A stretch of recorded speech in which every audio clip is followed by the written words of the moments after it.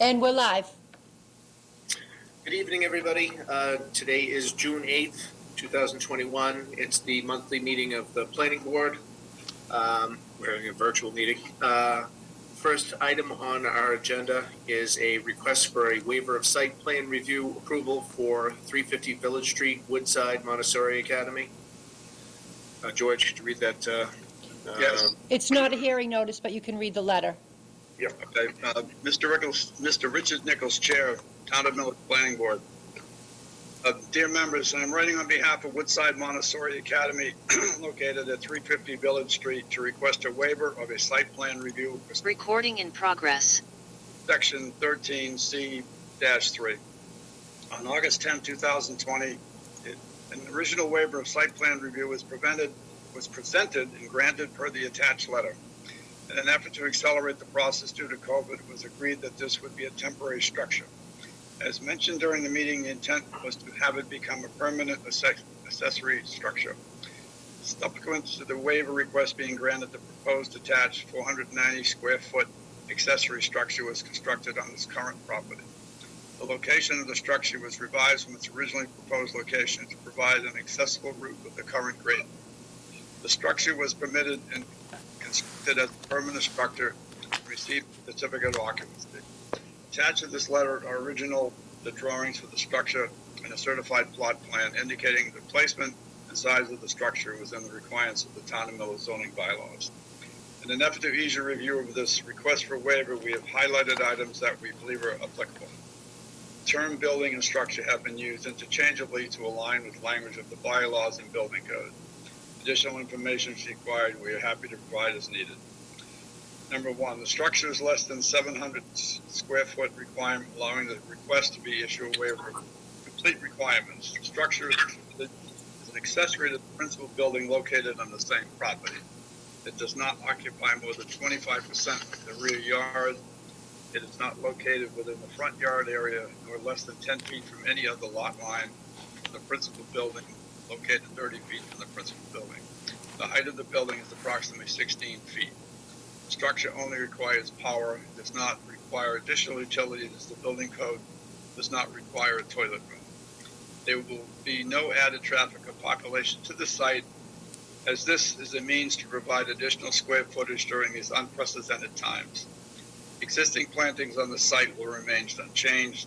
The type of the structure has been selected as is visually complementary to the natural environment, the biophilic learning environments related to the Montessori method of education. The structure will be completely handicap accessible, and we hope that this letter and supporting material provides the board with sufficient information to grant a waiver for site plan review. We look forward to working with you. Warm regards, Craig Olson. Thank you, George. Okay. So I don't know, is Melissa here yet, by the way? Yes. Okay, so first I'd like to state that, in the initial review of this, because of COVID, we were eager to help and make sure that we did whatever we could to get this, available.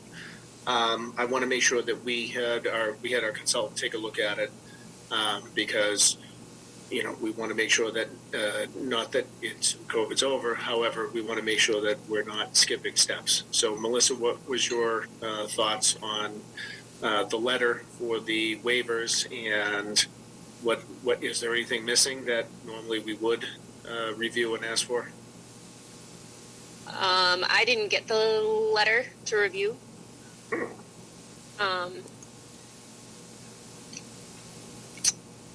I just listened to it right now while it was being presented.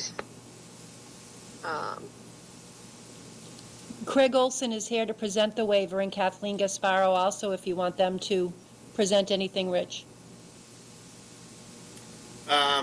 Yeah, so let me go back through that. So my first question was, this was granted a building permit from the building department. Now, was this granted as a permanent structure?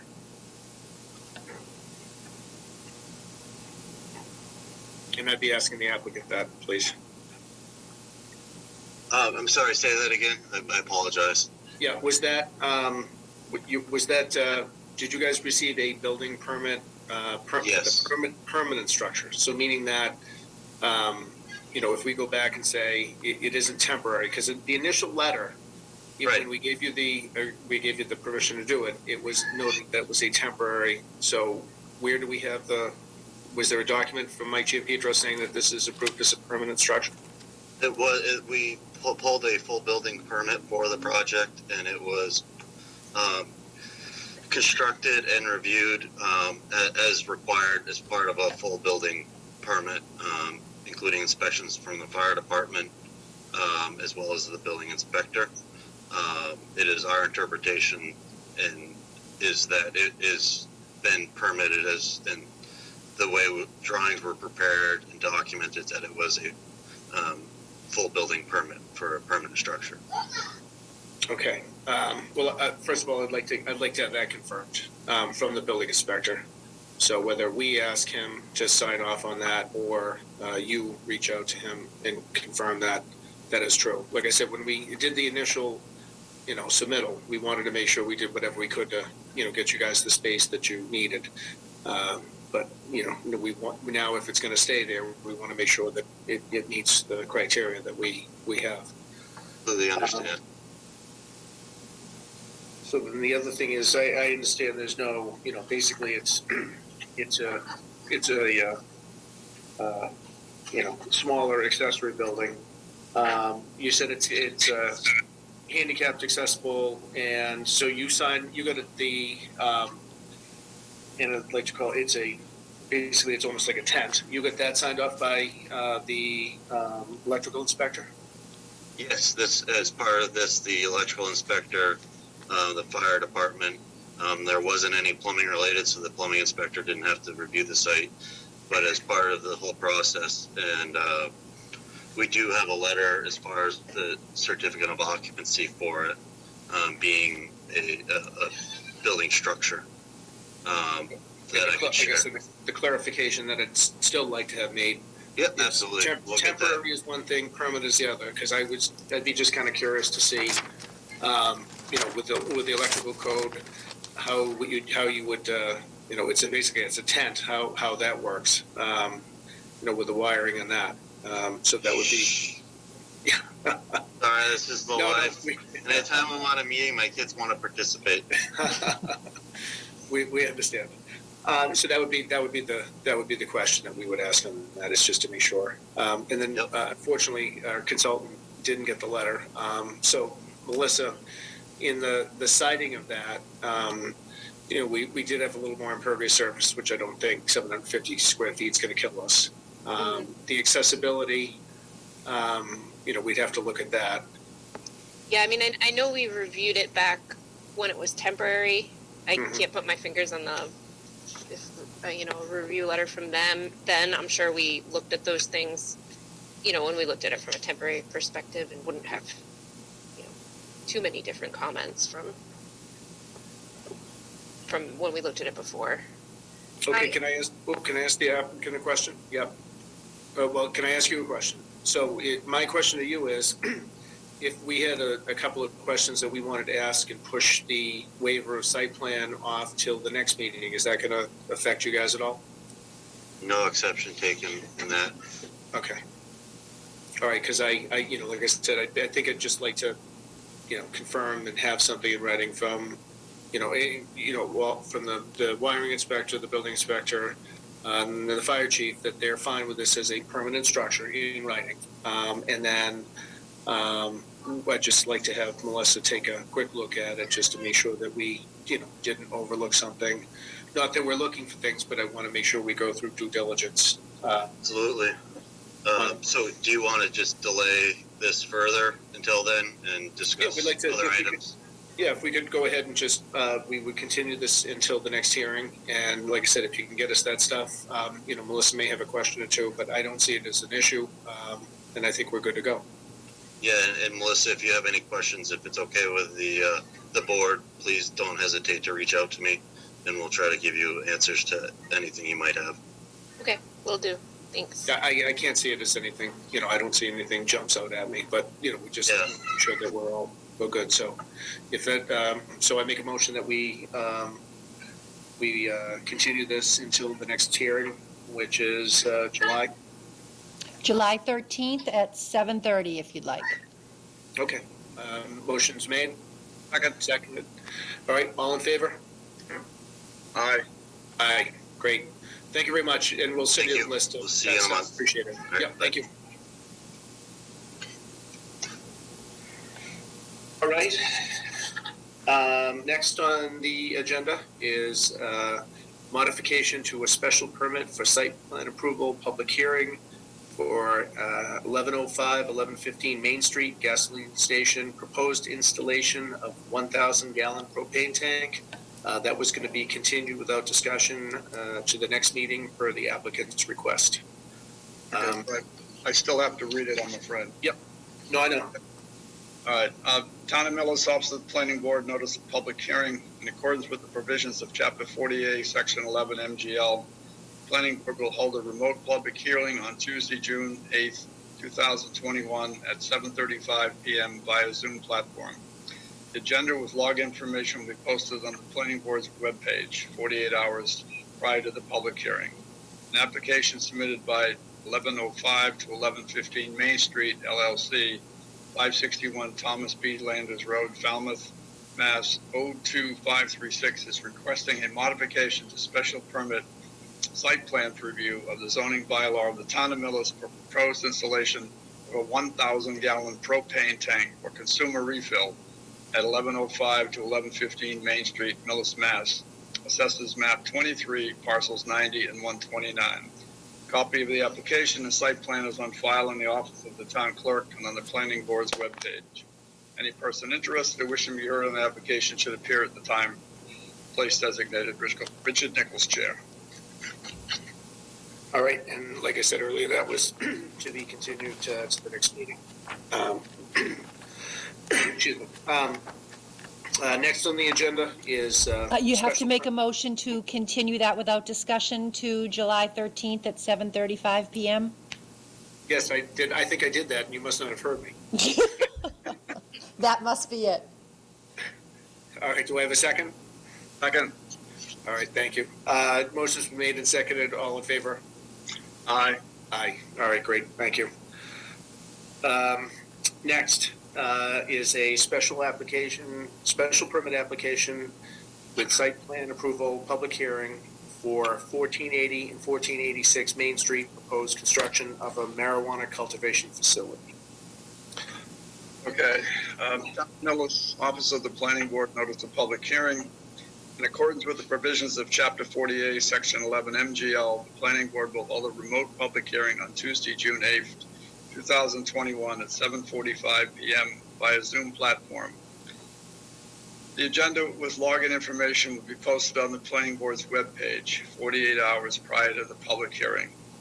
An application submitted by GTE Millis, LLC, 251 North Pearl Street, Brockton, Mass. 02301 is requesting a special permit site plan approval of zoning bylaw of the Town of Millis for proposed construction of a marijuana cultivation facility located at 1480 and 1486 Main Street, Millis, Mass.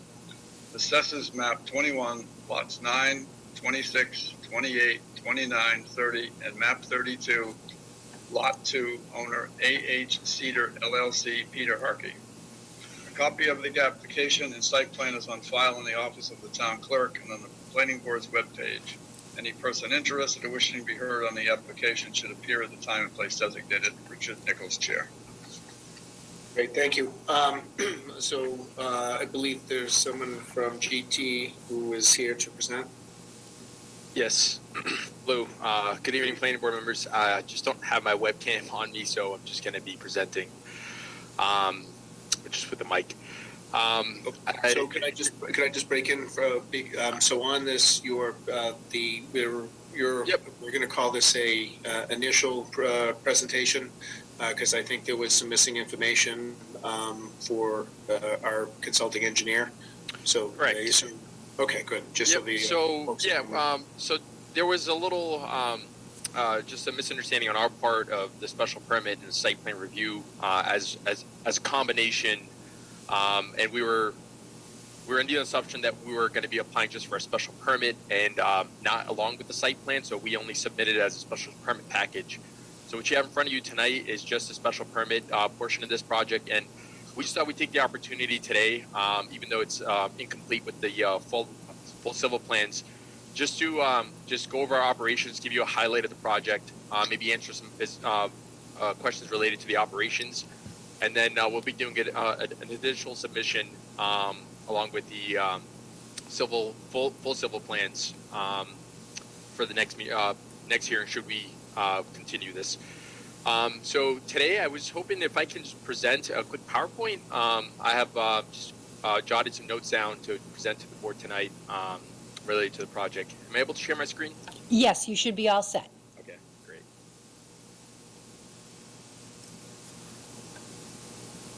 All right. So can you guys see the screen? Yep, looks great. Okay, Thank you. perfect. So good evening, planning board members. Once again, my name is Chirag Patel. I'm one of the principals of Green Tech Enterprises, Inc. and its subsidiaries. With us tonight, we also have Eric Dias, our civil engineer, and a few other folks on standby. We have Dr. Matthew Hoffman, our COO. We also have Andy Wilder, our security consultant. I just want to do a quick intro today of our company and our project. Then I'll hand it over to Eric to go over the site. I'm going to try and keep this very high level because I know this board has seen other cultivation projects. So both myself and Matt and Andy will be on standby after the presentation for any questions related to the operations.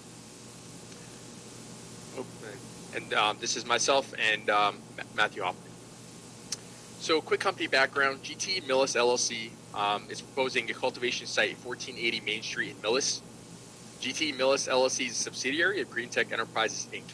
I'll be referring to our company as GTE for the rest of the presentation.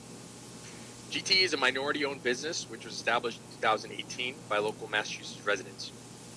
All of the investment members and management team have extensive experience in package stores, convenience stores, franchise businesses, gas stations, and hospitality businesses. These are all regulated industries that require full compliance with local and state regulations similar to the cannabis industry. Our subsidiary companies own 3 other retail marijuana establishments that are in the Commonwealth. One of the 3 are currently in operations, and the 2 others are planned to open by the end of the year. GTE is dedicated to cultivating and manufacturing consistent, high-quality, lab-tested cannabis products. So the proposed site is located on 1480 Main Street in the industrial zone, across from Millis Collision Center and behind Ned's Fish Factory. The site complies with the zoning bylaws of the town of Millis by being located in the appropriate zone. The proposed location is at least 500 feet or more away from the nearest residential property and any existing K-12 public and private schools. GT will erect a brand new building to be approximately of 70,000 square feet, which Eric will go over in a few minutes. It will have an adequate parking, which will have over 100 spaces. The property will be fenced off and have no signages associated with the sales of marijuana that can be viewed from the street. This is a cultivation site only, so only manufacturing will be happening here. There's essentially no visual exposure from the exterior of the building. It's going to be a full industrial metal building, which rarely has any windows of that sort. We can address any other questions related to operations when we open the floor after the presentation. The proposed site will have state-of-the-art security features. To highlight some of the features, there will be 24/7 video monitor surveillance, which covers both the interior and exterior of the facility. There will also be RFID access checkpoints throughout the building, so only limited personnel will be able to enter through those doors. The facility will have a secured vault for storage of resources. All staff and personnel will have photo identification badges, including visitors. A full copy of our security layout and policies and procedures will be provided to the local police department and fire department for reference and approval. Just to highlight some of the quick benefits that we're bringing to Millis, the first and foremost will be jobs. GT will create up to 75 to 100 jobs here in Millis, and the company will give preference to local Millis residents. These will be a combination of full and part-time jobs that offer livable wages. In addition to jobs, GT will be generating monetary benefits for the town itself through 3 major avenues. The community impact fee that's generated on any sales that the company makes, real estate property taxes, and any ancillary fees from permitting and inspections. GT will be investing approximately $25 million into this town with this project. GT plans to actively participate in town's future business council to provide our expertise and experience whenever needed. We are dedicated to providing a positive impact in the community as our business operates with a commitment to education and sustainable operations by utilizing energy-efficient systems. With this, I'll hand it off to Eric to quickly go over the site and the civil plans. There we go. All right, thank you, Shirag. For the record, Eric Dias, registered professional engineer with Strong Point Engineering Solutions, the civil engineer on the project. As you said, Mr. Chair, we have some details lacking as far as the civil plans are concerned, but I think we have enough of a package that we can kind of go through a broad overview and give you folks a good sense of exactly what it is that we're trying to accomplish here, acclimate you to the site, things like that. So if it's okay, I'm going to share my screen briefly. That sounds great. Just walk through the plan set. Let me see. Can everybody see? Your dog? Yeah, you can see the dog. It's in good shape. I think you folks are probably somewhat familiar with this site in general. This was before you for a site plan review back around 2008 or so. I'm going to zoom in on this site locus here. The site itself is sandwiched between Main Street. This is the railroad track where my cursor is here. Cedar Street is actually an old abandoned right-of-way that runs right along the property line. And the town of Medway town line is right here. So east to west, we span from Medway to the railroad track. That the total site is about 37 acres, more or less. But that said, a good portion of it is wet. We had a wetland delineation performed out here on the area of interest, and we've got some wetlands coming around the eastern side of the property here. And then once we get into this area, if you follow kind of where my cursor is, everything kind of on the western side of this line appears to be generally wet. So we're staying out of those areas, and we're focused on this area that's right here, that's the currently developed area of the site, right off of Main Street. And that area totals right around 5.5 to 6 acres. Let me go over to the existing conditions plan just to further acclimate you folks as to where we are here. So this is our existing conditions plan. A couple of things to note. Obviously, there's an existing aluminum and concrete block building that's on the site now. This whole area where my cursor is a paved parking area that's out there. There is a concrete pad for mechanicals on the eastern side of the site. About half of this area, I would say, has a vegetated or a tree line here. But you can see from the topography, there are piles of earth in here that are probably not native to the area, but they are there. There's 4, actually, curb cuts for this property along Main Street of variable sizes, which is something that we're going to be kind of rectifying through this. So going up to the next page, layout. Here is the layout that we're proposing for the site. The building itself is about 73,800 square feet, so just shy of 2 acres. We're proposing to cut off 3 of these curb cuts. We're going to open up the easternmost curb cut, and we're going to create a new curb cut between the 2 westernmost curb cuts. That's going to give us a nice 24-foot wide minimum drive aisle through the site to come around, to park, to bring trucks through, and to come right back out. So we can loop through in both directions. We've run the truck turns, we've run the fire apparatus, and we feel that we have no issues getting trucks through the site, which is great news. Main entrance to the building is down here in the southeastern corner. It's facing east. And we have 123 parking stalls required under the zoning bylaw, with 5 of which being handicapped accessible, and that's exactly what we've been able to provide. So we meet it hit the nail on the head. A couple of other things that you'll notice that are very unique about this sort of layout is that you're going to see along the sides of the building these hatched-in concrete pad areas. These are for the mechanicals. Obviously, with a cultivation facility like this, there are a lot of mechanicals that are exterior to the building, most of which are beyond my pay grade, but they tell me where to put them, which is good news. So we provided adequate room for these things. In fact, if anything, these concrete pad areas are perhaps a little bit oversized just to give us some wiggle room as we move through and finalize the MEP demands for the project. With regard to loading and unloading here, what we're envisioning, we have 2 loading bays. One is a surface area loading bay, one is a recessed loading bay, right next to each other. And the plan would be the trucks will enter from probably the westernmost entrance, come down the drive aisle to this open pavement area, back in, pick up whatever it is that they've come to pick up, and then depending on the size of the truck, they'll either pull back out the way they came, or they can loop through this way and come back out the site over here. Certainly the 18-wheelers, if there were to be some, would be taking the long path through, where a box truck would probably make the corner and come back out without much of an issue. Just moving through a little bit more, this is our grading, drainage, and utility sheet.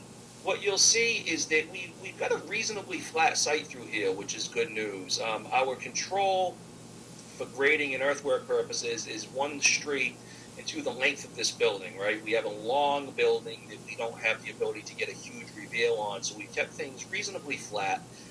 We've been able to pitch the site so that everything does flow toward the wetland areas and discharges toward the wetlands along its natural path after it is captured and treated through the stormwater management system. What we're proposing for stormwater management is a series of closed drainage systems that connect to infiltration basins and a subsurface stormwater detention basin. So we've got catch basins on both drive aisles. They drain to a subsurface infiltration system on either side of the building. Those systems will obviously take some portion of the roof runoff as well. Those 2 systems will overflow to a larger system to the rear of the building, which will also take some portion of the roof runoff. And then ultimately any overflow that we can't get back into the ground will be discharged to a surface basin at the rear of the property here, where it will be controlled and released in a controlled fashion. A couple of the things that we really have working for us on this site is the test pit information that we have suggests that we have fairly decent soils out here, which is advantageous because a portion of the site, you can see where my cursor is here, everything west of this line is in a zone 2, which for stormwater management purposes puts in a little bit of a different category with regard to what we need to recharge. The other big takeaway from this sheet, 2 things. One, you'll see that we've been able to grade the site. Although we are in the 100-foot buffer zone, we've stayed completely out of the conservation's 50-foot no-disturb buffer zone. If you were to take this site and compare and contrast it to a site that was approved back in, let's say, I believe it was about 2008 or 9, what you will see, that plan was actually a much bigger proposal. We were grading right up to the limits of the wetland, never mind the 50-foot buffer zone. So from that particular instance, I think this is a bit more of a conservative approach. The other takeaway from this sheet is simply that we have water, sewer, electric, gas, all right here on Main Street. So we're not reinventing the wheel or installing subsurface treatment, septic or anything like that. Lastly, just to walk through this a little bit more, we have provided an erosion control sheet. I'll keep it brief. We do have stabilized construction entrances, perimeter controls at the down gradient limit of work, stockpile areas shown, things like that. This project will certainly be subject to the NIPD's construction general permit, which means it will need the E notice of intent. We'll also need a full stormwater pollution prevention plan, which will be included in the appendix of our stormwater management report. Lastly, with regard to the site, we did provide a lighting plan. This is really industrial style lighting. The big takeaways here is that we've got 0-foot candles at the property line, so we don't have light pollution going to our neighbors. In fact, in most cases, if you really zoom in on this, what you're going to see is we don't even have 0-foot candles making it to the property line. We're really just focused on lighting up the paved areas that we're proposing. And the other thing is that this is all dark sky compliant, shielded, cast down, nothing shooting up into the air that's going to cause a problem or anything like that. The last sheet in the packet is a floor plan of the building itself. You can see the main entry is over here on what is oriented on the site plan to be the southeastern corner. This area will be general office space for the operations of the plant and the facility. There's flower rooms on either side. on the western side, which is what drives the placement of some of the mechanical pads that we had talked about earlier, and things like that. Again, there are details that we need to add to this, certainly with regard to stormwater management, things like that. So we will be preparing those details and getting those back in front of Beta as things go here. But we do have a review letter from Beta so far that I think is very fair and reasonable. There's a couple of comments that they had with regard to the special permit that we will address and include when we resubmit. So that's a brief overview, a lot of information. I'll be glad to answer any questions that anybody has with regard to the site. Sherrod can handle questions with regard to the operations of the company. So I had just a couple of questions. So normally we have street trees in the front. So are you planning on doing, which would be on your site plan? So what type of, something to do to soften that from the street are you planning on doing? Sure. We haven't shown any landscaping at all on this, but we do acknowledge that when we come back with site plan review, we're going to come back with a full landscaping plan. We've got a landscape architect that we're working with on this that we'll bring in to soften that up. We'll add some street trees, and I believe even Beta's letter had a note that we're required to have a certain number of trees for every number of parking spaces that we have. So we'll make sure that we do take care of that. Okay, one other thing that we're probably going to ask is to confirm the number of spaces that you think you will need. I know you have 100. I think the question might be is, do you need 100? I know we have to have it according to the rules, but if you decided you wanted to go for a waiver because you really only needed 25, that might be something that we would look at. Sure, I think that makes sense. And to that end, if we do, there's this little leg here in the back, in this row of parking here that we could cut off for now, but still illustrate we can make those requirements of the bylaw should we need to. So that might be something to look at. Yeah, just reducing the impervious surface is something we, and plus acres of parking that no one parks in really doesn't, especially if you guys know exactly how many people are going to be there. That doesn't make a lot of sense unless you're thinking you'd have the ability to expand at some point in time. Yes, sir. And then architecturally wise, will let someone else be presenting that? I don't believe the architect is on the call with us tonight, but I think when we come back with site plan review, we'll be providing some elevations of the building as well, so we can certainly bring an architect with us that evening to walk the site plan the floor plan and the elevations. Okay, yeah, just so we have an idea of what it looks like if you're gonna, just so we're not surprised. Sure. Anyone else on the board have any questions? Mr. Chair. Mr. Diaz? This is for Mr. Diaz. You mentioned twice about the plan back in 2008, and I was on the board back then. I don't think anybody else was. And the building was larger. It was 100,000 square feet. It was a gym, sports center, whatever you call. One of the issues we had back then was a lot of the water on the property, and a lot of the parking in the back was on gravel. Now, this is a smaller building by roughly 20,000 square feet. I think the other building was set back further. I'd have to look at the old plan. So have you done enough calculations to make sure that the impervious surface in the back is not going to be detrimental to the wetlands? Yes, we have. We're very confident in our stormwater design. The other thing, too, that the other plan had, in fact, I have it, I can bring it up, not only was the building bigger, but there was pavement coming all the way out this way where my cursor is, and it paved back around the corner into an upland area that's back here that we're not proposing to touch. Right. So if we do a comparison of the two, I think what we'll find is that we have significantly less impervious surface proposed. But that said, we're very confident in our drainage design that we can handle what we're proposing. Okay, how tall is this building? This building, I don't have the exact height, but I know we're not seeking a waiver for height. The maximum height allowed in this zone is, I believe, 45 feet. Yeah, it's going to be roughly around 45 feet, correct. Okay, I'm not sure of that. I know most of the places in town are 35. I'd have to look at the bylaw again, but that's between you and the building inspector too. So, all right. I was just. Do you have that other plan? You I said do, you- yeah. I can pull it up if you'd like to see it. Yeah, please. So this is the other plan. Obviously, these were prepared by someone else way back when. This is just an overview of it. But you can see, obviously, like you said, sir, the building is much bigger. But then there's all this additional pavement that they have right up to the wetland boundary, right up to the property line on this side.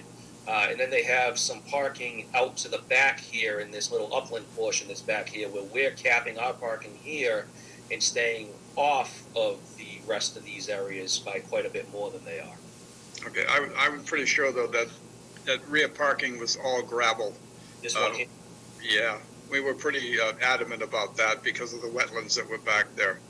that would make sense. You can see the line that they drew here, which would suggest that you're certainly correct. Yeah, so, okay, yeah, I know the building was at least 100,000 square feet. So, yeah, it's a big difference the way it sits. Okay, that answers my questions. Great, Thank you. thank you. Where'd it go? I lost my cursor. Anyone else to the board? Because I can't see everybody.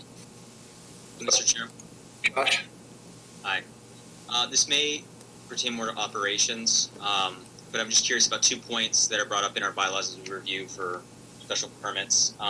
First and foremost, and I think I already have the answer to this, but air quality, is that something we really need to be concerned about with a cultivation facility?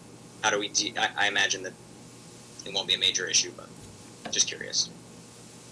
Yep. So, in terms of air quality, are you more concerned with like Exterior. odor? Yeah. So, exterior. I mean, there is essentially nothing coming out of the cultivation facility besides just circulation of whatever's needed for HVAC equipment, and we necessarily don't have anything that's heavy industrial machine usage. So there's nothing really being polluted into the air. Okay. Yeah. And then the other question I had pertains to your security measures. So I remember the last cultivation facility that we approved and reviewed, when they proposed their application, I'm sure this will come down the line, they had submitted some details about employee safety and security protocols within the building. And I was just wondering if you could touch upon that a little bit. Correct. So, once again, so like one of the things that we're still in the works with is Andy Wilder. He's on the call right now. He's going to be giving us a complete security plan package, which pretty much shows all the access points and the camera points throughout the building. And then along with that, we usually have our SOPs essentially of what a personnel adheres to on a day-to-day basis, and that whole package, which will contain the information you're talking about and beyond, will be just submitted to the fire and police department, just because that information is just a little bit sensitive, so we'd like only not to be public document. And can I actually add to what Josh was saying also? So the twofold, the way that we've set this up in the previous application is that we handle the site plan and the building, and the Board of Health is actually in charge of the any control of odors, because they're the ones that actually will license them year to year. So what'll happen is these guys will, if it goes ahead, we'll take care of the building and the site. That'll go on to the building department. The building department will handle anything to do with the building, and then the Board of Health will review the any HVAC and air quality issues. So that's how that's going to be handled. And then on the security, that all has to go through the CCC, so the Cannabis Control Commission. So they have specific requirements, and like you said, on the last distribution facility, they had all specific requirements that are required by the state. Correct. Yes, just to add to it, if you don't mind. Sorry. Oh, go ahead. My name's Andrew Wilder, and I've been in the security business 31 years. I've been doing cannabis now for 5. We have 3 grows, cultivation. One's 100,000 square feet. Actually, 2 are 100,000 square feet, and 1 is about 50,000 square feet. And just to add, it's going to be 100% outside. We'll be covered with cameras. We have to be careful about the landscape, trees and things of that nature close to the building, because the regulations, as you just mentioned, require that we have full sight of the building, entrances, exits, even driveways, and off the road. So I will design it that way, and I will present it, of course, to Chirag, and then Chirag will, I believe, will sit down with the fire and the police department, and of course the CCC will be heavily involved when looking at it and reviewing it. But we'll make sure the place, except for bathrooms and locker rooms, there are no security cameras or any of those features in those areas. But the rest of the inside and outside of the building will be protected, controlled with access control, of course alarms, intercom, and of course fire. Thank you very much. No, fair enough. And I understand your comment on the landscaping. It's just obviously, you have to make sure that it works for you, and we want to try to soften it as best we can. So we understand it's a balance. Anyone else on the board have any questions or comments? Yes, two things. Have you proposed any signage for this building? We have not proposed any signage as of yet. No, we will consider that and bring that forward in the site plan review package. Okay, because as you notice, one of the things around town, most of the signs that we have, particularly in the village area, are all wooden and they're externally lighted, not internally, that sort of thing. So, and Mr. Chair, there was a letter here from Robert Weiss. I don't know if we should read that. It was in there. It had to do with the parking. I believe Bob is here, if you would like to speak on that. Okay. Oh, there it is. Thank you. I think it's all been covered. So the question I had was, you have existing 123 spaces, Eric? Yes, that's correct. Okay. So, I don't know, you're planning, if you wanted a waiver, would you be removing some of the, obviously be removing the gravel or letting that stand? Would you be removing any of the asphalt? I actually misspoke. I'm sorry. We are proposing 123 spaces. Okay. I don't think there's any existing spaces necessarily striped out there now. It's just a paved area. So what we would do is take a look at our operations and see if we think that we can, live with, if we need 123 spaces or not. And certainly if we don't, we could come forward with a waiver request to remove some of those. Great. I think that's really all I wanted to touch base on, Mr. Chairman. I think you brought it up before about the waiver, so thank you very much. I read your letter.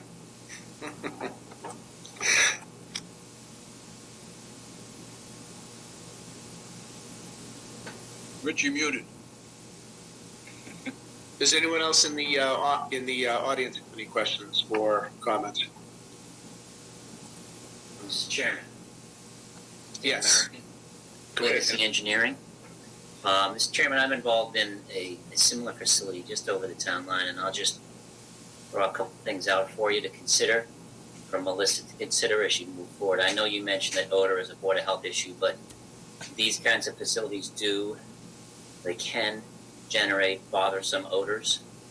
When the plants go to flower, it's quite pungent, and they really do need a robust odor management system in the building. The second thing to ponder is that these facilities are heavily air conditioned, and the chillers they use in these buildings are quite large and can generate a good amount of noise. So that's something that you want to look into and ask the applicant to provide you with some data. And the third thought is that a facility of this size is probably going to need quite a few parts. So that's just a little experience that I had on another project I thought I'd offer it up to. Okay, great. Well, thank you.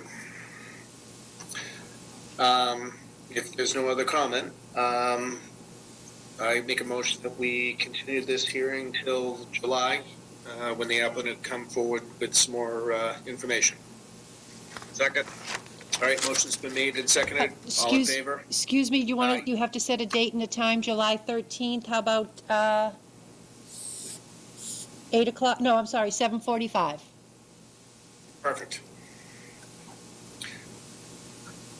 7:45 it is. All right, well, great. Thank you, guys. Appreciate it. Thank you all. Okay. Thank you. Okay, next on the agenda would be an informal discussion, 808 Main Street, McDonald's. Eric Dubray from Bowler Engineering with a revised architectural scheme. Good evening, Mr. Chairman, members of the board. Eric DeBrule with Bowler Engineering.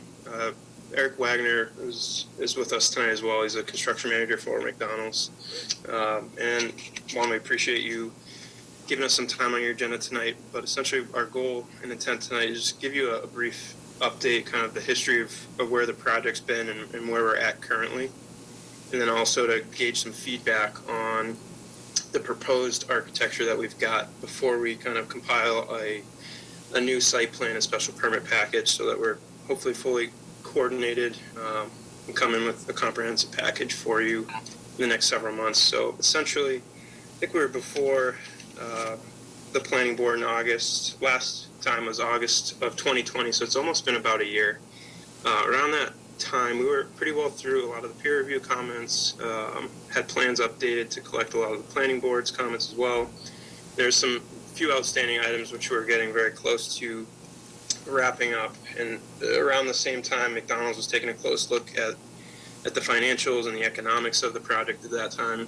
It is obviously an existing business, and making that multi-million-dollar investment into the property, they just need to be really sure that what they were doing was the right thing by their local operator, franchise owner. So unfortunately, at that point, we withdrew once we took a closer look. And then over the past 6 months or so, McDonald's has been coming up with a way to make the deal pencil, make sure we can accommodate the peer review comments and all the things that we've already kind of went through. So we're hopeful we can bring that forward in this package. And what we really want to do is hopefully tonight is to get some feedback on the proposed architecture. We know that's definitely an important part of that special permit review. We think we captured, all of the comments that we received back in August on architecture and tried to incorporate some of the examples that were passed along to us at that point.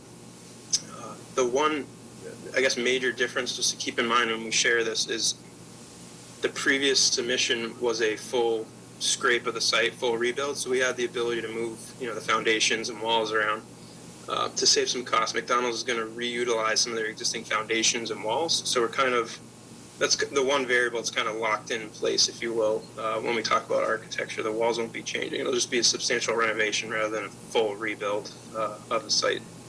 So what I'll do is again, just hoping to share this and gauge any feedback that we can get from the members so that, again, we can carry this forward. I will share that if I can.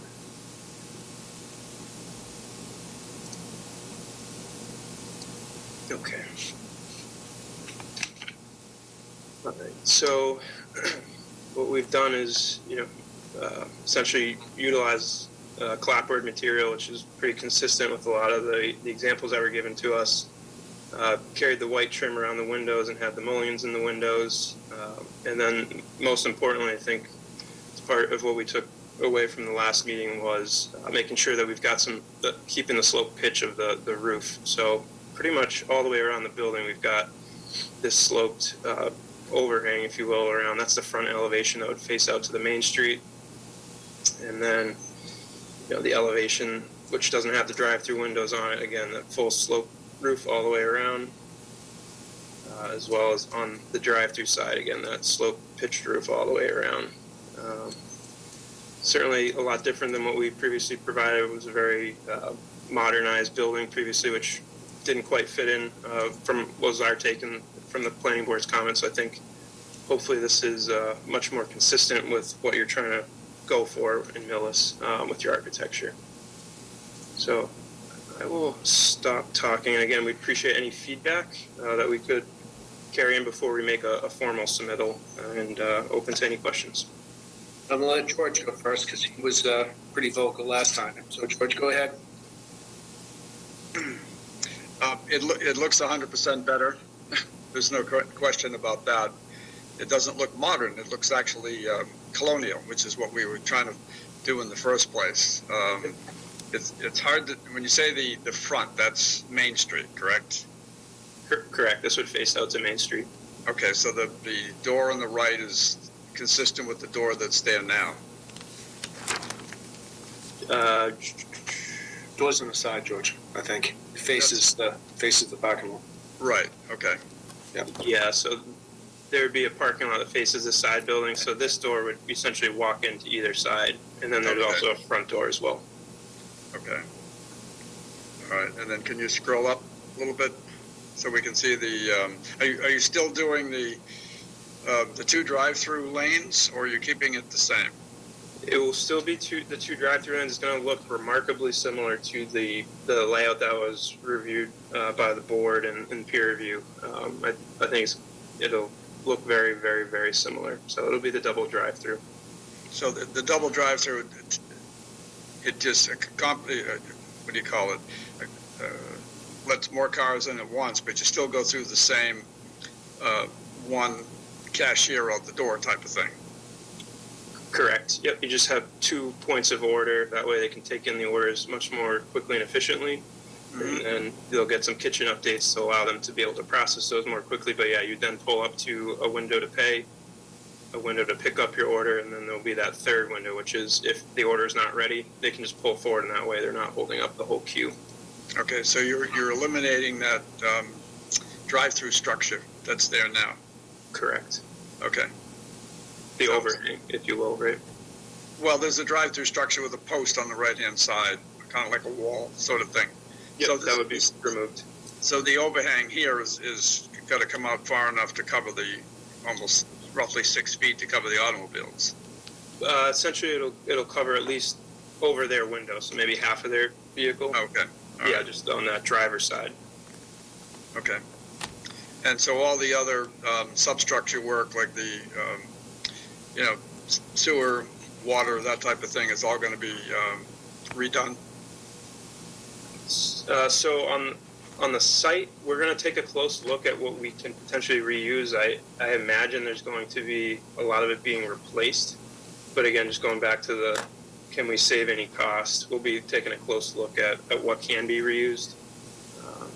Right, and just to interject in here, George, I think what they're coming to us tonight is they wanted to look and see, does the outside look okay? And then if we say, yeah, that looks good, then they're going to dig into it a little further. And so to echo George's comments, I think this is like day and night compared to the other one. Oh, yeah. So, I think you're definitely on the right track on this. So, what is the actual color? Let's see what it's called. The actual name of it. I mean, is it going to be a darker gray like this? Yeah, I think this renders a little bit darker than it actually looks in the daylight. But yeah, it's essentially this gray color that we've got shingles on the roof here. Okay, and the facade on the front by the McDonald's covers all the HVAC stuff on the roof, right? Pretty much. Yeah, we could take a close look, but I do think that they considered that. I think on the existing site, you might be able to see a little bit peek over. So I think it may have been raised up slightly to accommodate that. No, it's 150% better than it was before. So now, are you still doing the children's play yard, or is that gone? it's been removed. Eric? Yeah, thanks, Eric. Yeah, so that will no longer be part of this upcoming submission. Okay, as long as you can get it by Nicole, I think you're probably okay. She was as vocal as I was. Yep. Well, she's not here tonight, so we can go ahead without her. Yeah. Josh, did you have any comments about it? No, that pretty much George, I think, touched upon most of it. I did, and this will, we can reserve this for site plan review. That's fine. I'll reserve it. Good. Okay, so in informal review, I think we agree that you're good to go with this, and we look forward to seeing you present the revised plan. Perfect. We definitely appreciate your time tonight. We'll stay in touch in terms of timing so that you're in the loop of when this application might come through. All right, great. Thank you very much. Thank you. Thanks. Okay. Next item on the agenda would be Hickory Hills definitive subdivision revised bond estimate request, reduction of paving items. And that would be presented by Dan American. Good evening again, Dan American, Legacy Engineering. Hickory Hills is just about squared away. We're working on the final as-built plans right now. They've buttoned up the paving items, and we requested a bond reduction so that the applicant can pay the contractor for the work that was done. So Melissa has prepared a new estimate, and she's suggesting that the bond be reduced from $60,592 to $28,200. So we would request that the board vote accordingly, and that remaining funds basically some cleanup expenses and the cost of the as-built plans and street acceptance plans that we're working on now and should be submitting in the next few weeks for review. Great. And Melissa, I read that everything was pretty much straightforward. So I make a motion that we reduce the security bond to $28,200 as per the consultant's recommendation. Yep. All right. Motion's been made and seconded. All in favor? Aye. Aye. All right. Great. Thank you. Thanks for your time. Okay. Next item on the agenda would be Dover Road Residents Assisted Living Facility informal discussion with Melissa from Callahan Construction. But before we do that, I wanted to actually walk through, just for the people at home, the project. This project started it was an application filed in 2016 by a different company. And they started the project and it stopped for a while. There was another modification made in 2017 to the project. The final site plan was issued on 2017, I think, it looks like. And then construction started and then stopped. The architect came back and they had some minor modifications to the architectural plans, and that was November 10th, 2020.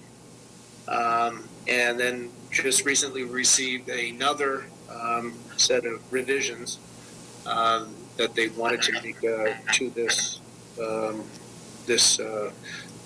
development. So I would say Melissa is going to be presenting for you guys? I think this is Mike Dugan from Anthology Senior Living. We've met previously, but we're the purchaser of the project and the ones that are going to carry it forward. So I think I can present on our behalf. But I have Melissa from Callahan, who's our contractor, on. We've got Anthony and Michael from our architectural group on as well, in case there's any questions. And Katya also from the landscape team. So we brought the whole group to answer any questions. But yeah, Reg, your history is correct, and would you like me to just walk through the beta letter, or what's the best way to walk through it? What would you prefer? Well, I think, you want to make some modifications to the plan, and so the modifications looks like you're making some reductions, and so I'd like you to walk through those and let us know what you're going to be taking out of that. Sure. Yeah. So when we last met in November, like you mentioned, the focus of that presentation, and as I recall, I don't think it was controversial at the time, but was that operationally we sort of operate things the way Barbary, the former developer, was thinking about operating a senior living building. Senior living, as I'm sure you know, is very operationally intensive, so the design needs to reflect, of course, how you intend to run things, and that includes the size of the building and the proximity of amenities and where the nurse's office may be, and just all that sort of stuff. So what we presented then in November was a smaller footprint. As you recall, when the footprint got smaller, the courtyard area of the building got larger. And with that, of course, came some changes. I think there have been some other modifications that kind of came with that were more operationally driven that we can walk through. But I think in big picture, we think the design intent is still very much there. It's still a very nice design, includes all the things that we wanted to include from the beginning, including some added stuff. So we've added, amenities in the courtyard, like a bocce court and a dog run and some gardens and things like that. So there have been modifications that were also increased in terms of the design, but all with the intent of meeting what we consider to be our operational standard and what makes more sense for us. So that's sort of, Rich, kind of the big picture, I think, the way we... So with that, I just wanted to break in on that. So one of the things that we as the planning board look out for is, the residents. So it sounds really great. You've reduced it and you've added some amenities to your constituents. But my bigger concern is, you had an approved plan which had specific requirements for screening, for landscaping, for pathways. And what you're coming to us as you're saying is, we want to build basically the same thing, but we want to give the town less than what was originally agreed upon. So I want you to walk through how you're going to convince us that less is more. Okay. I mean, I don't think we're giving less, but I'm happy to walk through it. I completely understand the concern, and we're not here to... Our intent was to keep the spirit of the approvals intact. We don't want to open back up the approvals. We want to get started. The goal is to get started. I think we're very close to having plan reviews complete, and that's our goal, is to continue the project forward and pick it up. So the last thing we want to do, of course, is disrupt those approvals, and so that's never been the intent. So we just, of course, just like the footprint changes, we have the way we do landscape and the way we do kind of common area amenities outdoors is perhaps slightly different than what we originally proposed, but we're happy to walk through it. So really, Rich, I think the easiest way for me to walk through it is just debate a letter, if you don't mind. Just those are the things that were noted in the letter. Sure, go ahead. Some kind of one by one. That's I think the easiest way to start the conversation, and we can Mike Galbert can pull up the plan and we can look at the current plan if you'd like. Yep, sounds excellent. Thank you. No problem. So the first comment in their letter was one of the cottages, or one cottage, was accidentally put within the front yard setback, so that's been fixed. We'll correct that. I think that was just an oversight, and of course apologize for that. The second was the walking path, which we've done walking paths on projects. One of the challenges that we have with walking paths is safety, is liability, and is making it ADA compliant. And when you have such a large site with undulating elevation, it's very difficult for us to manage residents that walk around the path. But we totally agree, it's a very nice feature.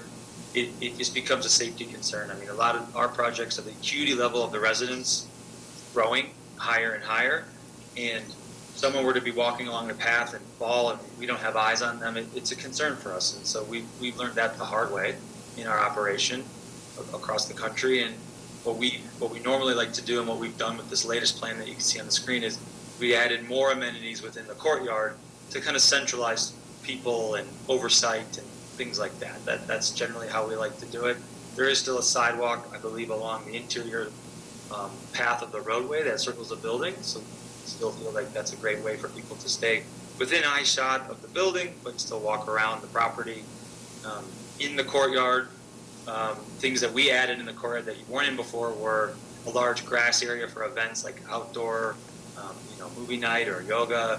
There's a dog walk or a dog run that's been added, actually 2 of them, I believe. There is a bocce court that we added in there. Obviously a lot more sidewalk in that area. I don't believe there was that much more sidewalk originally in that area. And then the trees and kind of landscaping around that, and some outdoor seating. And so that courtyard area grew quite a bit. As the footprint got smaller, that courtyard got bigger. So we added more things into that. Just for us, operationally, it's our preference to kind of keep people closer to the building. We think it's safer. We think it's easier for the residents to use the amenities. It's more adjacent to their living corridors. Walking distances are always a concern for folks. So that's kind of how we thought about the walking path, and why we focused more heavily and added stuff into that courtyard that wasn't there previously.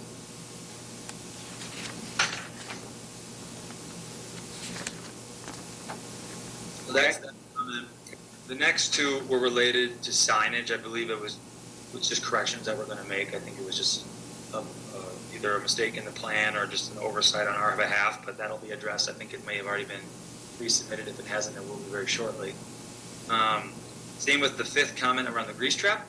I believe we've already made comments to the health department to address their comments on the grease trap. So I don't foresee that being a problem. The photometrics, that's similar. I believe we will be submitting the updated photometric that'll meet the intent of the original plans, of course, to reduce spillover and make sure the plans are still compliant in that matter. That's our general practice, and that'll be submitted and reviewed and approved accordingly. And then landscape changes was the last comment, which, when we change the footprint, of course, we think that some changes on landscape come with that. I believe the beta recommended, vegetation behind the cottages, which was previously there, but I think if the intent was to screen, if I'm not mistaken, there's a Mike Albert and Anthony or Katja, correct me if I'm wrong, but there's an 8-foot fence that's been already erected along the entire north property line to help screen that property. There was a mention about the dumpster pad. There's a large fence that screams dumpster pad. That's been the same the entire time. That has not changed as far as I understand it. And then tree quantity was mentioned as well. My understanding is there are 12 evergreens, 17 evergreens that are already on site, and we've planned 55 more evergreens, which is obviously a lot of trees, which totals 72 evergreens. So, our thought was we still had lots and lots of trees. We still met the intent and spirit of the original approvals, and while trying to, of course, meet our operational standards and get the project started. So I think, correct me if I'm wrong, Rich, or other board members, if I've missed something in the letter, please let me know.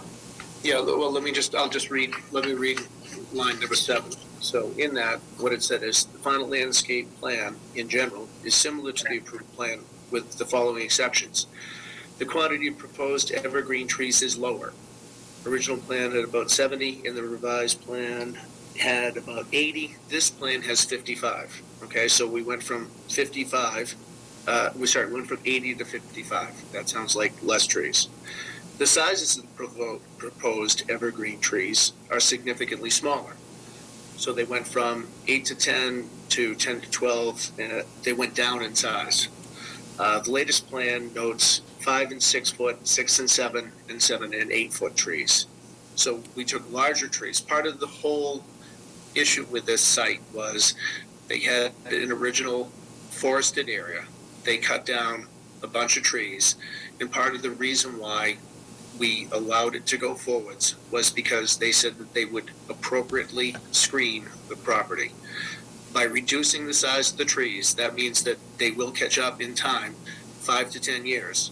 So now what we're telling the residents is, hey, they cut the trees down, no fault of yours, but the site is set for 5 years, and now you're going to have to wait a few more years for the trees to catch up. The sizes of the proposed deciduous trees are slightly smaller, so those went down in size. And then the amount of seating on the Ironwood Lane side has been reduced from 36,500 to 25,000. So there's another reduction in there. So you increase the amenities to your clientele, which I applaud. And what you've done is you've said to the residents of Millis that we're going to reduce the amount of screening we're going to give you. And that's my problem, which I wrote a letter to you saying that I had an issue with this. So I'd like you to try to explain, why this is okay. Yeah, no, completely understand the concern, and again, the intent isn't to greatly differentiate from the original approvals. That obviously we don't want to open that back up. We've mentioned that before. I think on the landscaping, like I said, on the 55, my understanding is that there are 17 that were already there and planted, and we're adding 55, which is a total of 72. I just wanted to note that difference from 55 to 80 is obviously more dramatic than 80 to 72. I think we could be happy to look at adding 8 more trees if that's something, that helps solve that issue. On the size of the trees, I think our concern, what we've heard before on other jobs, is availability. Sometimes those larger trees aren't available when we go to buy them, so having flexibility and availability is important. So that's something that we've been met with on other projects that has been an issue for us. So wanted to build some flexibility in there. And then the native seeding, I think, was slightly a result of where the path was changed on the backside, but I think we could re-examine that as well and help to resolve that. So if you want flexibility on the trees, if you wanted to do smaller, would you consider planting more? Yeah. Okay, so maybe we'll have to make it, you'd have to submit what if you say, I can't get, 14-foot trees, but we want to plant more of them, that may be a consideration we would make. Like I said, my biggest concern on all this is that, we had an agreement, and I don't want to go back on that. The residents in this area have, been looking at a partially completed site for a long time. And so that's just not fair to them to feel that they're going to be shortchanged. I'll open it up to other members of the board to see what they have to say. Okay. Yeah, but we completely understand that, and we're just working to get the project done. That's our goal, and we're very close, I think, and hopefully we can work through some of these discrepancies and just move forward. That's our hope. Anyone else on the board have any comments? Hi, Mr. Chairman. Yeah, Alan. Okay, thank you. I'm not happy with this plan at all. I echo many of the comments you proposed. First, I have a question on the walking path. I wasn't on the board when this was originally approved. Is that for the residents or for the neighborhood's use, or both? It was only ever for the residents. Okay. Okay, very good. You mentioned the photometric output, that you would reduce the output. I think we're looking for no spillage, not a reduced spillage. So no lighting should spill over into adjacent properties. So no, I didn't. If I said that, I may have misspoken. I meant that we would meet the same requirements as the original. I think what the data was noting was that there wasn't an updated one sent, and we needed to update it. That was all. Okay, so we'd be looking for no spillage. Right. And again, on the landscaping, Beta's comment about additional vegetative screening at the dumpster. Just having a fence is better than not having a fence, but you need to dress it up a bit. The people in the neighborhood have really put up with a lot at this point. It's been years. It's an eyesore. It's been inconvenient and problematic for them from the beginning. So I really think we need to make accommodations to make their lives a little bit easier through the process. So increase the vegetative screening, and as the chairman pointed out, specifics on the trees. It's one thing to say, if we can't get 14 feet, then we'll do something else, but we need to know exactly what you're going to do, whether or not you can get the trees. So there's that. And the last thing, and it's not mentioned here, the residents really haven't been well informed through this process of what's going on.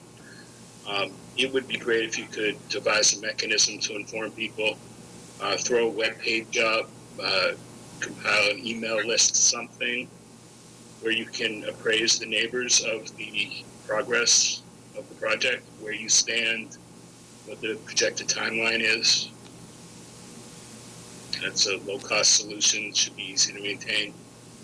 Someone could put notes up weekly on your webpage, whatever, provide a link to the neighborhood. Yeah, we can look into that. I mean, we're just high level right now. We're in the plan review, and we are hoping to have the plan review wrapped up this month and start next month. Okay, and that would be something to have on a webpage right now. Sure, understood. Thank you, Mr. Chairman. Thank you. Anyone else? George? Yeah, I think we should stick as much to this original plan as possible. I'm with you two guys. You know, we approved this and we did it, and there were a lot of people that didn't want it, believe me. And we did a lot of different things. I remember Mr. Carter wanted a steeple at one point in time, and I know this is all about business. There's no question about it, and that's exactly what it is, all about the money. But you need to take care of the residents that are there, period. There's no question about it. You need to put something on your webpage to upgrade them. They have no idea what the hell is going on, and you can't blame them for being very upset. And there has to be the same amount of trees and the same size trees, and you can find trees most anywhere. It is hard, but they can be found, and you've got a project here that's worth a lot of money, and you need to put a little bit more in and make it proper and do it right. So I'm all for keeping things the way they were and not going too crazy with some of this stuff, and just making it the way is going to be what it was supposed to be in the beginning. George, would you be okay? George, would you be okay with if they can't get something, if we can, work smaller trees and they increase the number? I think that's a reasonable solution. But they got to come up with something, Right. And no offense against this gentleman, but I'm listening to him for the last 15 minutes, and he's talking in circles. Okay, it's that simple. I was listening to him very, very carefully, and he was going around in circles. He needs to stick somewhat to the plan. If you can't find the trees, find some other trees, and we'll work with you. But we need to take care of the residents. That's the main thing, and that's why we approved this. Okay. Right. No, understood. All right. Well, since this is an informal discussion, Boda, you all set, by the way? Sorry, I see you there. Okay. I think you've got our general direction on what we're looking to do there. And I think if you could get back to, I think the key point here is the landscaping and the caliper of your trees. Oh, and I see a message from someone. Residents allowed to speak. I'm sorry if I didn't say that. Yes, if you're on from the sorry, I didn't ask you guys. From the neighbors, please identify yourself. Looks like Jessica Keppel is here. Would you like to go ahead and address the board? You're muted right now. Can you hear me this way? Yeah, sorry, I Okay. didn't have I only had I can only see a certain amount of people on my thumbnail. No, I understand. Thank you, and I appreciate the planning board looking out for the residents, and I understand Mr. Duggan. I don't know what your name is on there.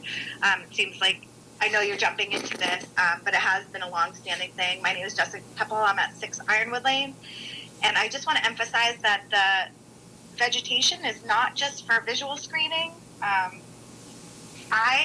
My husband and I have spent thousands of dollars because the building has not happened and the vegetation has not been there because trees have fallen onto our property and into our home. So it's not just a visual and aesthetic piece. The vegetation needs to be there so that the remaining pines and trees do not continue to fall on our homes and potentially our families. So I just need to make sure that that's really understood, because had the construction happened in a timely manner with the vegetation that was supposed to be there, we could have minimized a lot of damage.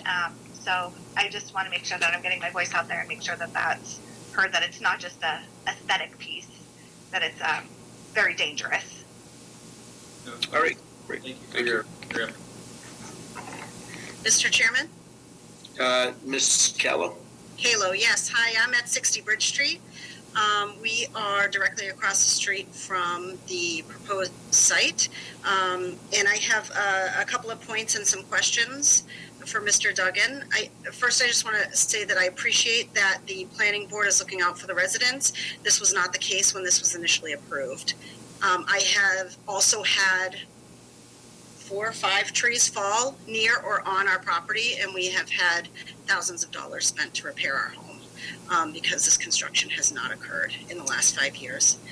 Just going through the beta plan on number 2 in regards to the walking trail, that was very clearly sold to the residents as a trail for for both the community and the residents of the assisted living facility. That was a selling point to the residents when this was initially brought forward, to say that this would be part of the community, that your kids could come over and ride their bikes, that you would be able to walk the trails, and so losing the forest would not be as devastating. So it's not true, in fact, that that was only supposed to be for the assisted living residents. In addition, it is not a hilly area. It is completely flat. It's like a flat track right around there. So in terms of safety, I would imagine that, you know, staff or other residents would be able to very clearly see, you know, folks walking around that trail. So we would respectfully request that the walking trail be included as it was originally planned. In terms of the grease trap, this is sort of the first that we're hearing of this grease trap, and it may be that we missed some. However, it raises some concerns for us. It is extremely large. And so one of the questions that's come up for us is, where is the grease trap on the property? How frequently will it be cleaned? And what measures will be put in place to protect the surrounding residences from any odors that might be emitted from this grease trap? I have dealt with much smaller grease traps that have smelled up 18,000 square foot buildings. So I'm curious about that. The lighting plan, again, we are directly across the street. My daughter's bedroom window faces what would be the parking lot. If you have seen the vegetation that's out there now that is not being maintained, not being cared for, not being landscaped, it is very sparse, to say the least. And so any sort of lighting spillage would be of high concern for us as residents directly across the street. Finally, in terms of the vegetation, again, just to reiterate, what is there is not in alignment with what was promised. I have some pretty serious concerns about reducing what was promised, and so I'm thankful that the board is on top of that. We would also, as residents, which was brought up by the planning board, be very, very much concerned about what the timeline looks like. We're going on 5 years now. This permit is up in October, at which point, if things have not moved forward, I think, you know, residents would definitely be looking for this not to be further approved. This has been 5 years, and we're sitting looking at an empty lot with a trailer sitting on one cinder block, by the way, directly outside my window. And finally, communication. There has been no communication whatsoever from the developer, despite multiple attempts to try to facilitate this, despite multiple attempts to speak with the town about to try to facilitate this. We have no idea what is going on. And it would be really helpful. Unfortunately, you're coming into some really beleaguered residents. And, you know, it would definitely behoove you to try to build some rapport. Thank you. Thank you. And just to, not to defend them, but the original developer died. So that was a little bit of the reason why there was some problems with the communication on that. So in the town did try to reach out on it. And so that was, anyhow, part of the issue. Is there anyone else that has any comments from the audience? And I'm trying to see if I can blow the screen up. I don't see anyone else. This is Tony Scavone. I'll be quick. I'd like to thank everybody on the board. It's my wife, Jamie. And I'd like to thank you guys for letting us speak here and bring our concerns. I really appreciate, as has been said, the concern for the residents. I live at 14 Ironwood, and I also have 2 kids. I remember watching when the original permit for the structure was passed. There was one clause that stated the effect that the proposed structure should fit in with the surrounding neighborhoods. And I'm not sure who said it, but someone on the board remarked, this is a tough one. And it was agreed that the structure fitting in with the neighborhood was a bit of a stretch. There was a reference made to like the accommodations that they were going to do at the time. The accommodations were like specifically some of these things that aren't happening, like screen trees behind the houses. The fence was originally put in to block for the construction. It wasn't for having anything to do with the houses once they were built. The walking path, small signage, the seated land, these were all accommodations, several of which are up here for reversal. And they were some of the reasons that, given that the project should go forward despite not really meeting the intent of the clause, and it passed, but it wasn't unanimous. And when the original project stopped, we were told that the project would only go forward with the original plan. It's been, as people have said, a really unpleasant experience. There's been, the eyesore that many people have dealt with. There's Ironwood Lane has experienced flooding in the south end since the land's been cleared, and worse off, the Keppels. We've seen the trees fall because of the windbreak that was removed. And I know at this point, I'm not saying we shouldn't give a permit, but when we want the project to go forward, we've just been dealing with a dangerous eyesore for 2 years. But to renege on the original accommodations really feels like a bad faith move. I know I speak for several neighbors when we asked the board to hold to the original plan as much as possible, and that's all I had. So thank you for your time. Appreciate the ability to speak. Great. Thank you. Thank you. And Rich, can I just speak real quick? Yep, please do.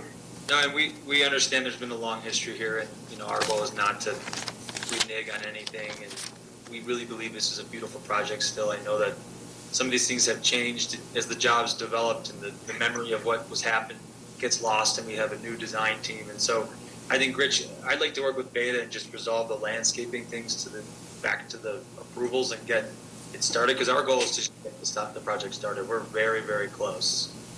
These were just a part of our plan review comments, and we want to resolve them as quickly as possible. And like I said, break ground next month. That is our goal. And in that, we'll work harder on the communication. I apologize that we are stepping in on a project, so we don't have the full history. But to the extent that we can be better about communication, we will be. And I'll work on that with our team. And we can create an email group or do monthly meetings. And we've done we've developed all across the country. We've done lots of things with neighbors to keep people apprised of stuff. So I just want to thank you guys for your comments and let you know that we do intend to address the landscape things and work with you on communication. And we just want to build a project that we think is a great addition to the town and the neighborhood. And so anyway, that's just our perspective here. We're here to get it done. Okay, that's great. Thank you. And I see people popping up with some chat questions and things. Your best on these chat, it's kind of difficult to share some of those. Not that I'm discounting them, but I'm honestly, I think it would be better if you sent them in to the planning board, and then we can have send them off to the developer just to answer those questions for you. That would probably be the most effective way to do that. We'd be copied on it, and then they could answer the questions. That way you could get some answers for that.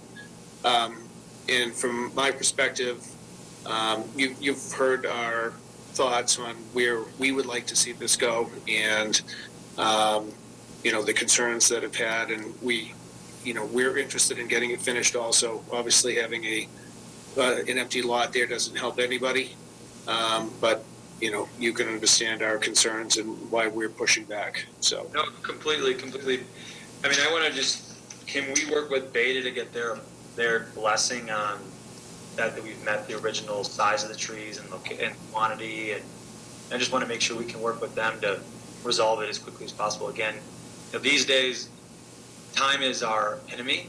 We don't have a ton of time, left in our contract. Every day, I'm sure you guys know, wood pricing is 400x it was a year ago. And we're just working to lock pricing in, lock the deal up, and build it. And I think it'd be great if we could work with Beta to get these comments addressed, just like the signage and the lighting, and just make sure we're meeting the intent of the original approvals. That would be my goal. Okay. What I would say on that is I don't have an issue with that. I think we have to be transparent, though, on what we end up doing. So I think if we, and Melissa's actually, her Zoom is fading in and out, but I don't see an issue with us going through and working out some of these issues. I think you will have to come back, obviously, and we'd have to present it so everyone could see what the final result is, because we have to be open on how we deal with things. So that would be my comment. When is the next meeting? Again, I apologize. July 13th. Can we schedule something sooner? Can we do a community meeting? Like I said, I don't, we don't have until July in terms of our. Okay, no, that's fine. All right. Let's see. Why don't you get in touch with Beta? Let's see. And Camille, if we did, could we do could we do a single meeting for just this to go through if we wanted to? If you wanted to, certainly. It's All up right, to you, so- folks. I don't mean to, make it. No, I understand. I get it. I'm in construction. I understand what you're saying. We could schedule a meeting for the quickest we could do it would be 2 weeks from tonight. Okay. All right. So Camille, do you want to set an additional meeting for? For you saying June 22nd, are the planning board members available? I am. Yes. In the meantime, you're gonna address the complaint out of the neighbors? Yes. You're going? Mr. Chairman? Yeah, Alan, go ahead. I would just let Mr. Duggan glanced over the walking trails a bit. You mentioned the trees, you mentioned the landscaping. You did not mention the walking trails. I would strongly suggest that you incorporate that into your design. Okay, yeah. For neighbors. We'll take a look. Thank you. And Melissa, is 2 weeks enough time, do you think? She's having problems with her Zoom. Oh. So just texted me and said that it's fading in and out. I can't imagine, and I'll speak for her, I can't imagine that that'll be that big a deal. I mean, basically they're looking to swap some plants and, it's not like she's doing a full site review or anything. I can't see that as being an issue. Okay, so June 22nd at 7:30 p.m.? Okay. Oh, Melissa's joining the meeting again. She must have got bounced out. Okay. Oh, Melissa, you there? And at this point, I do not know if the meeting will be via Zoom or in person. I know the select board is discussing it again on June 21st.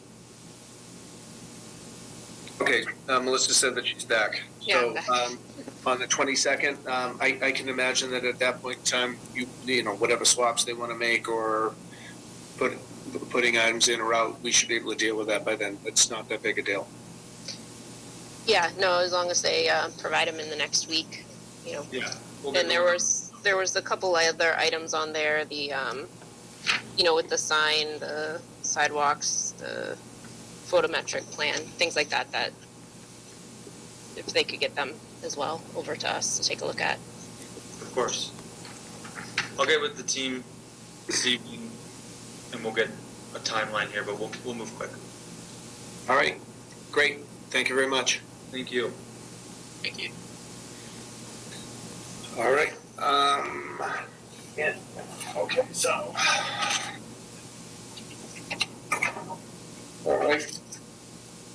So, other business, approval of the minutes remote from April 6th, 2021. I read the minutes and they were fabulous as always, so I make a motion that we approve the minutes from April 6th. Second. All right, the motion's been made and seconded. All in favor? Aye. Aye. I have the monthly update from of items that are happening in the town, and we've actually gone through a bunch of these. So the first one was the Dover Road residents, which we just talked about. Toll Brothers, it looks like they're going to be paving Orchard Street on the end of the month. Looks like the final coat of paving is going to go on that, and they're working on the new section of the area over there. 617 Cannabis, that's the previously approved one. They're still in the building permit process. Call It, is the solar project in front of the existing College building. They're working on that on and off. I saw some stuff happening one day, and so it looks like they're plugging along on that. The old Herman Shoe is still sitting. They're having some issues with the PFAS, so those are still sitting around. DPW building is well underway. They've got the roof on the staff building. They're starting to put the sidewalls on the garage, and they're getting ready to pour the slab. So that's well underway. And what else? We had 376 Orchard. They're actually starting. They're going to have a pre-construction meeting. That's the Sparhawk. They're going to be having that in the next couple of weeks to get that started. Emerson Place, they have not done anything on that yet. They put in that's the development over near off of Ridge. They put in snow fencing and wattles, so they're getting ready to get started on that, but they haven't really started. Let's see what else. And I think that was about it. There was a couple other things, but those were the highlights. So. And Rich, could I just interrupt for 1 sec? Could we possibly set an August meeting for scheduling? Yep. How about Tuesday, August 10th? Does that work for people? Hold on. Yes. Yes. Yes.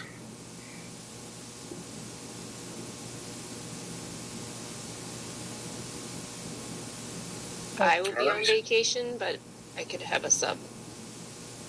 You can zoom in. Oh, boy. Hopefully we'll be in person by then, I would hope. Okay, so meetings are June 22nd, a special meeting for Dover Road residences, informal discussion, July 13th, and then August 10th, correct? Yeah, I'm just checking to make sure I have July in there. I have July. Yep, we're good. All right, good. Well, unless anyone has anything else, I make a motion to adjourn. Second. All right. Something. All right. Message out there. Some message out there.